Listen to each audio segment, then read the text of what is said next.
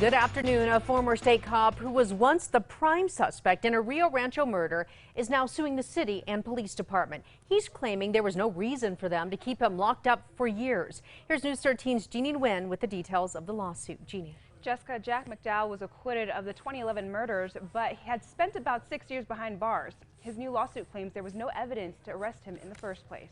You know, he was a very quiet guy. He kept to himself, and we'd see him, we'd wave at him. It was a sense of shock when Rio Rancho police arrested Jack McDowell and his son John for the murder of 35-year-old James Chavez back in January 2013. My wife woke up and there was police, SWAT, and they had swamped the area with police officers. Chavez was found stabbed to death in his Rio Rancho house in 2011. Sources say it was over drugs and that the men could have been tied to the Bandidos motorcycle gang. In late 2014, McDowell was convicted of first-degree murder and was sentenced to life in prison. John is still behind bars after admitting to stabbing Chavez. A very positive step forward in this case, and we're glad that we've been able to bring it to conclusion. But last November, Jack McDowell was retried and acquitted. And now, McDowell is free and suing Rio Rancho police and the city for losing the last 6 years of his life behind bars.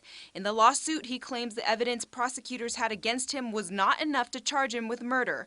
On top of that, he says the witnesses who were interviewed couldn't prove he was the killer. Because of all of these errors, McDowell says he was wrongfully put in prison. Sandoval County DA Lemuel Martinez didn't want to interview, but told News 13, just because someone files a lawsuit doesn't mean they're going to win. He also says the Attorney General's office handled the retrial. McDowell's son John pled guilty to murder. He's serving 9.5 years for it. We tried calling Jack McDowell's attorney, but she did not want to comment. Jessica, back to you. All right, thank you, Jeannie. In a short statement, a spokesperson with the city of Rio Rancho says, quote, "We have not been served with the lawsuit and have no comment."